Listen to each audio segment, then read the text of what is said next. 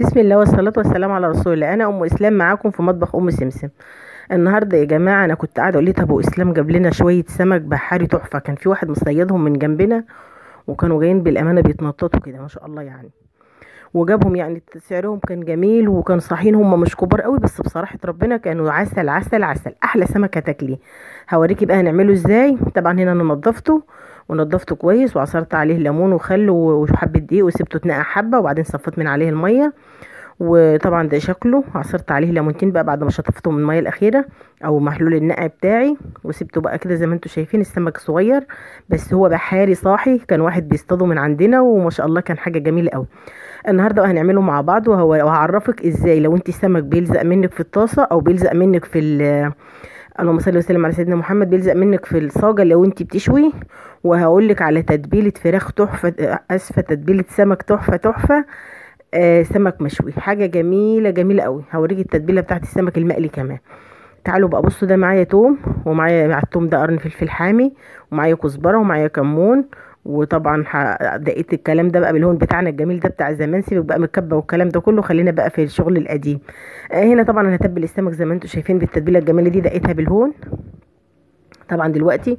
وهقول لك بقى على تتبيله السمك التحفه اللي انت تتبيله الآلية الجميله اللي هتديها هرمشه وطعم جميل وريحه كمان جميله. اللهم صل وسلم وبارك على سيدنا محمد وعلى اله وصحبه وسلم تسليما كثيرا. تعالي بقى دلوقتي بقى اقولك هنعمل ايه. هنا بقى احنا همشي على السمك كل واحده واحده بقى كده، هتومه زي ما انتم شايفين كده. طبعا لو السمك بتاعك كبير يا ريت تشقيه، يعني تديه كده من الجنب شقيه من هنا ومن هنا، لان السمك بتاعي انا صغير والسمك ده كان بحاري، والبحاري حاجه تحفه. ده لو اصغر من كده كمان كان بقى عسل. والله لا اعمل لكم فيديو بالسمك الصغنون قوي ده، بيبقى جايبين السمكه صغنونه قد الصبع كده بس الله اكبر بتبقى عسل مقرمشه وتجنن. طبعا تعالوا بقى نشوف هنعمل ايه مع بعض. هنا غسلنا السمك تمام وتومناه ومية مية. تعالي بقى معايا ايه بقى. معايا دي ميه هقول لك هنعمل بيها ايه، ومعايا دي دقيق، ومعايا ده الرده اللي هنعمل بيها. دي معلقه كركم وبصل وتوم بودر، وطبعا معايا معلقتين نشا تمام ومعلقه ملح. وهقول لك هنعمل ايه دلوقتي. احنا دلوقتي اللي بنجهزه ده السمك المشوي، هنقلبه في الدقيق. هنقلبه في الدقيق. السمك المشوي زي هتقلبه في الدقيق، ما انا هقول لك دلوقتي، خليكي بس معايا لاخر الفيديو. هنا هقلبه في الدقيق زي ما انتوا شايفين. الدقيق ده دقيق انا بحب قوي استعمل معايا الدقيق الزيرو في السمك، لاني بحس ان الدقيق المدعم مش بيمسك عليها. تمام. هنا هقلبها في الميه، اسفه هغطسها في الميه، وهنا بقى هنزلها في الرده. ودي بقى السر اللي هيخلي السمكه استحاله تلزق منك في الصاجه وانت بتشويها، استحاله من رابع المستحيلات ان هي تمسك منك. تمام. هي كده تمام، هي قلبه واحده هي كده بس مش اكتر. تمام كده. السمكه دي مش ممكن هتمسك منك في الصاجه وانت بتشويها، بالعكس هتبقى سالكه وهتبقى جميله قوي. هعمل سمكتين تانيين معاكي. اللهم صل وسلم وبارك على سيدنا محمد وعلى اله وصحبه وسلم. يعني هنا هنعمل السمك ده نصه مقلي ونصه مشوي.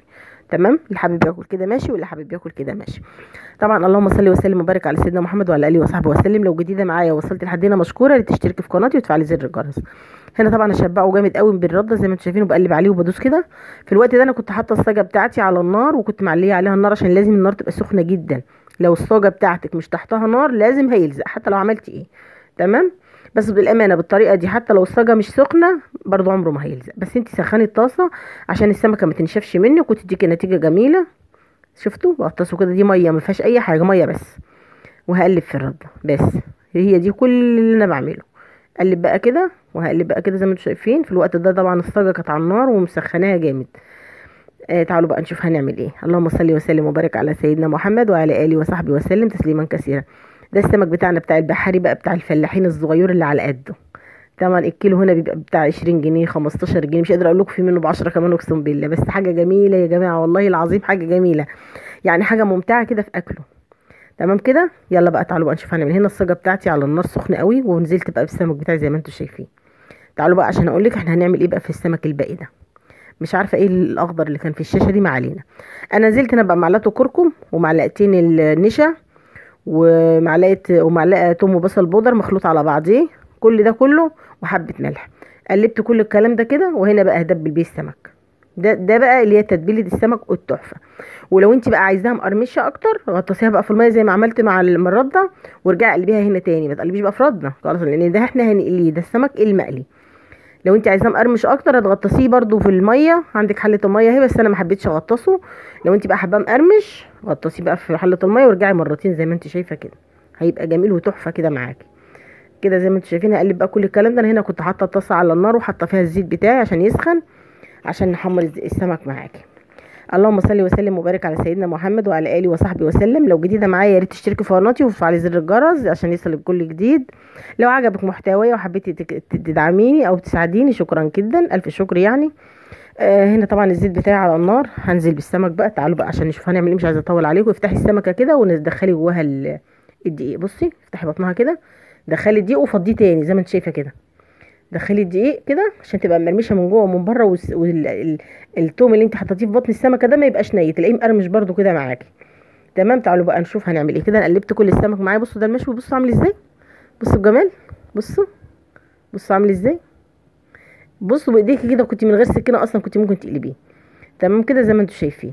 طبعا هي القلبه دي كده. في الوقت ده بقى انا مجهزه التتبيله بتاعته، وهقول لك انا مجهزه له ايه بقى اللي انا هحط عليه بقى الشغل الجامد بقى بتاع المحلات. على فكره احنا بنجيب السمك ده من المحلات وبيبقى مشوي جاهز وبيبقى بطنه يعني مش بيبقى متنضف، لكن ده احنا منضفينه، حاطين له تومه عشان يبقى ريحته جميله وتحفه كده زي ما ريحته قلب الدنيا. هنا الزيت بتاعي على النار سخن.